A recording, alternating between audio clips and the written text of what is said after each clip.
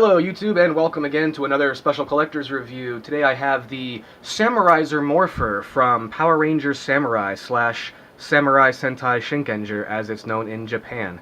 Now first off, this Morpher is about 3.5 inches long, about 2 inches wide this way.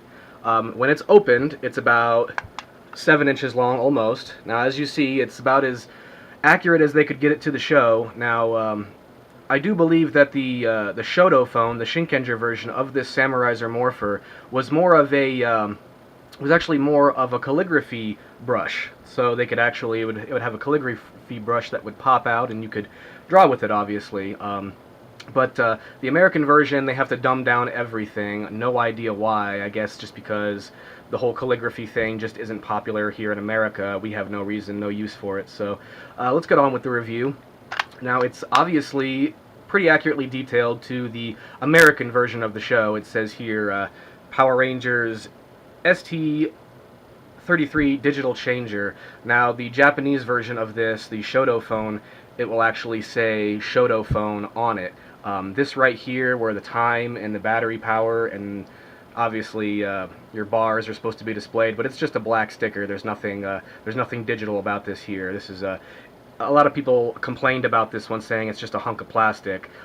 It's still a good collector's item, though, if you're into collecting, the weapons and the morphers and the toys from these series. Now, as you see, the box itself, it comes with, actually comes with 5 of these cards. One has the Samurai Rangers morphed in the Megazord cockpit. Another has them in their training gis. Another has them lined up in a fighting pose, and another has the Red Ranger in his Shogun mode. The one that I have inside here now is the Samurai Megazord. All of these cards, they're little inserts, so they slide in and out of the phone, which was kind of disappointing. I was hoping there'd be something of a bit of a screen to where there was be some special effects or some lights or some graphics on it. Now, the keypad, as you see, most of the buttons on this keypad are fixed buttons. You can't really press them. You can only press the top 6 buttons here, but unfortunately they don't make any specific sound effects. Just by holding these buttons down, you will get the light at the end of the Morpher to obviously light up. It shines red, because I guess they only made the Red Ranger's version of this, and there was no interest at making different colors of the lights. This does make sound effects, however. They're pretty cheesy sound effects. They come from the Power Ranger Samurai, the Saban's version of the show, if you can hear these. Light! Samuraizer! Light! Symbol power! Kevin! Symbol power! Jaden! And it just spouts some pretty ridiculous stuff from the show. Kevin! Obviously, this button in the center in the show was for transformation, but it just, when you click it on this toy, it just makes some stupid sound effects.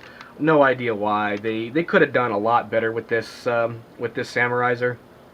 The Japanese version is definitely better. If anybody out there can get their hands on a Japanese version Shoto phone from Shinkenger, I would recommend it over getting this, because this just didn't live up to expectations. However, it is still a nice showpiece and collector's item, obviously. It doesn't weigh a whole lot. It only weighs maybe a few ounces.